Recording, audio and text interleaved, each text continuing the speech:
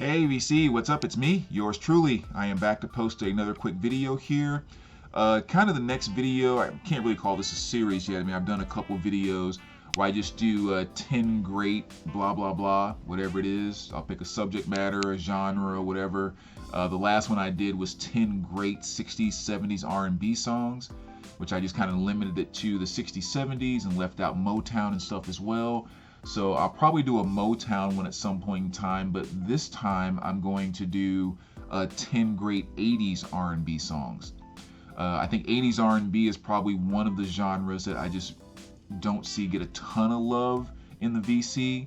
And so yeah, I mean, I think it'd be cool just to kind of share some stuff that I really like. Lord knows you guys introduced me to enough new music, so if I do introduce someone to maybe one or two tracks here and one or two albums, that would be kind of awesome. So let's just kind of talk music. And again, this is not the 10 best 80s R&B tracks. We're not talking about that at all. These are just 10 really good ones, and I tried to pick some that maybe weren't, that maybe wouldn't be like the most well-known type of stuff, like, you know, Somebody's Watching Me by Rockwell, or, you know, picking something off of Michael Jackson's Thriller, or Jermaine Jackson at the time, blah, blah, blah, blah, blah. So I did try to pick some things maybe that weren't as common or maybe even as popular. So let's just kind of jump right into it. We'll start off with the first one here as far as a great R&B track. And I'm going with this album right here, which is Gladys Knight and the Pips. This is All of Our Love from 1987. Of course, everyone knows Gladys Knight. You know, she's just, I mean, one of the legends in the R&B world, especially going back into her big stuff, her big days with Midnight Train to Georgia, or Heard It Through the Grapevine, and all that amazing stuff that she did. But arguably my favorite song by her actually came much later in her career, here going into the late 80s off of this album, and it's the song Love Overboard. Just one of my absolute favorite Gladys tracks. You know, typical Gladys and the Pips type of delivery, but it's kind of Gladys and the Pips doing a little more of a dancey, and not like dance club, but more of a dance R&B, right in the flow of what was going on in the 80s. And I just love her delivery in it. I love the Pip groove that's in the song, and it's just, again, one of my absolute favorite tracks. The lyrics, I think, in it are fantastic. So that's Gladys Knight and the Pips, Love Overboard. The next one I'm going with here is by an artist by the name of Relle, who was a fairly, I think, decent size in terms of popularity if you were into 80s R&B back in the day. She had a number of albums that came out, and a number of great songs I could pick by her. Even off of this album, one song that came close was You Look Good to Me, which might be my favorite song by her. But I'm going with the track Saturday Love off of this album, which is a duet that she did with Alexander O'Neal. Now, I don't know if I think they were, but I'm not sure. I think her and Alexander O'Neal were kind of dating or had a thing going, because he used to appear on her albums. She made appearances on some of his albums. They were in each other's videos and that type of thing. So I think there was something kind of going on, but they made a great duet. And Alexander O'Neal actually came from a group where, the group that became The Time. Alexander O'Neal was originally the lead singer in the group that was The Time. And of course, Prince was the one that kind of put that group together and was kind of managing it and really kind of controlling it from top to bottom. It was Prince's little project. And so Alexander O'Neal wanted a little more control, a little more money. He was kind of butting heads with Prince.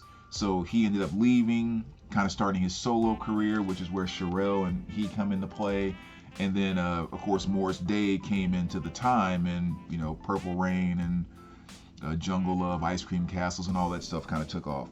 But yeah, so I mean, Saturday Love is definitely one of my absolute favorite tracks, and her and Alexander O'Neal tear it up on that. But you know, she has a lot of great stuff, so definitely one of my favorite 80s female artists. Love her to death.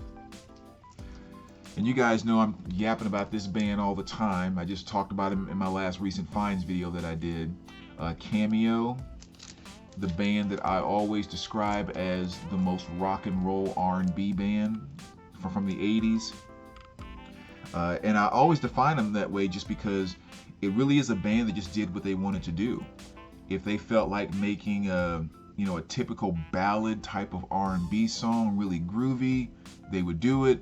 If they felt like making something just funky as can be and something that Parliament Funkadelic would be proud of, they would do it. If they felt like making something just completely and totally silly, like Alligator Woman, go watch that video and listen to those lyrics, and it's just like these dudes are just having fun doing whatever they want to do, just kind of that rock and roll type of attitude. So out of all the songs I could choose by them, and of course you guys know Word Up and stuff, that was gigantic hits. They were on commercials and played at ball games and everything all the time. But I'm going with the song She's Strange, the title track off of this album. And again, it's really kind of hard to describe it. It's kind of silly. It's kind of an R&B groove. It kind of has a little bit of a funk undertone. It's really kind of mellow. It's just them doing what really kind of only they did so well. And of course, Blackman just always, just as a front man, great album, great artist. And so that's a great song, 80s R&B song. Next, we're going with a little Frankie Smith here. And this is off the album Children of Tomorrow, and it's the song Double Dutch Bus. And this is from 1981, and it's a song that definitely goes back into my childhood, because back when we lived in the projects, before we moved a few states over and went suburban and all that good stuff, we lived in a project where everyone's kind of stacked on top of each other in the whole nine. And one of the things that we used to do is, for the one or two families that were lucky enough to have stereos, sometimes during the summer, the kids of that house would put the speakers out on the little patios. And so, you're playing music and all the kids are hanging out and blah, blah, blah. Well, one of the albums that this girl named LaShawn used to play all the time when she would put the speakers out there, and she was just like a couple years older than me at the time, but it was Double Dutch Bus by Frankie Smith. She would play it all the time, and she loved it so much because he says her name in the song. So that was like, ooh. But it's a really cool song. It's very much in the vein of like a Genius of Love by the Tom Tom Club, except it's a little more silly, which is kind of nice, because it's a great dancey groove type of song, but it's not a serious thing. It was just a really have fun, happy-go-lucky type of song. Still one of my absolute jams from back in the day too. So that's Double Dutch Bus from 1981. And this actually, especially for those who really are into 80s R&B, probably a pretty well-known track from that time frame, especially in terms of just like as far as slow songs or ballads. And it's the song Tender Love by the Force MDs. Just a very, very beautiful track, great soft melody to it, and nothing about the song is overdone. It's almost like they came up with this great piano melody, and knowing how good it was, they said, hey, don't try to oversing this or put too much behind it. Just stay kind of nice and soft right there in the groove of the melody. Let's not bring a bunch of instruments in on top of it. Let's just let the piano kind of do its thing. And it really kind of became probably arguably one of the most well-known type of really, really soft ballads from the 80s. Definitely in a lot of 80s movies back in the day, as far as movies that needed R&B type of ballads. But yeah, absolute great song, and again, one to certainly check out if you have not heard it before. One of my favorite parts in it is towards the end, where there's about a 10-second piece where they bring in these really beautiful strings that just kind of really heighten the whole emotion of the song. To me, it's just a great legendary track. Next one here, a little Levert, and this is off the album The Big Throwdown, and it's the song Casanova. again, just another one of those just great dancey type of, again, not like 1,000 beat per minute, but just kind of just nice groovy dance type of 80s R&B, and just a song that I loved for I don't know how long. I remember, again, as I told you, when we left that area that we grew up in, like a year or two later, I go back to visit my grandmother. My sister and I go back, and we take the Amtrak train there, and something happened to a train where we ended up having to take the Greyhound bus back. And I just remember that was the trip when my cousin introduced me to this album and the song Casanova, and I just could not get it out of my head. And that entire bus ride back, I was just playing it over and over and just kept rewinding it, kept rewinding it, kept rewinding it. And so now every time I listen to it, I may be up dancing around, but I also have like all these Greyhound bus memories in my head that's so attached to that song. But again, great track. If you're not familiar with that, check it out. Here we have a boy, Quincy Jones. And you guys know Quincy, of course. This is from 1989, so we're going into the late 80s here. This is Back on the Block. Was a pretty strong album for him, especially at the time. I always think it's kind of cheating a little bit with Quincy, because even though he's doing all this amazing writing and everything else and producing, it's like still he's bringing in someone to sing all of his songs. So, you know, when you start off with songs like his his cover of I'll Be Good to You, where he brings in Shaka Khan and Ray Charles to sing that, and it's like, well, of course that's going to be a killer track. But yeah, some other great stuff on here, but the song I'm actually picking for this video as a great R&B song is the closing track, which is Secret Garden.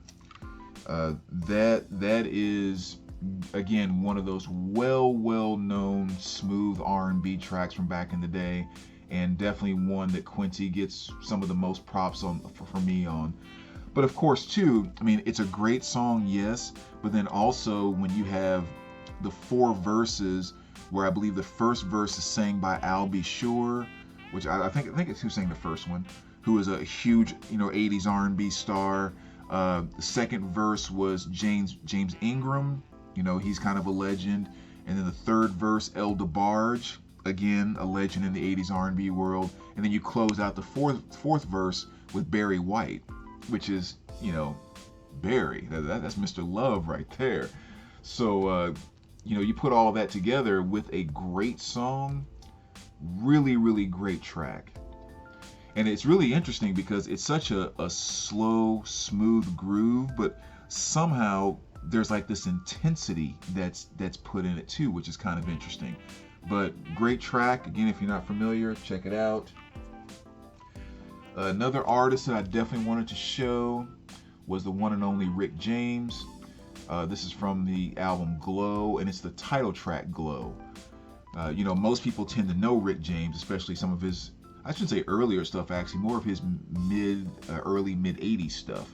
Because everybody knows Super Freak. Most people know Mary Jane or Give It to Me Baby, those songs that were really huge. But some of his other songs, like 69 Times, arguably my favorite jam by him, or Standing on the Top that he wrote and performed with the Temptations on their reunion album. Absolute jam.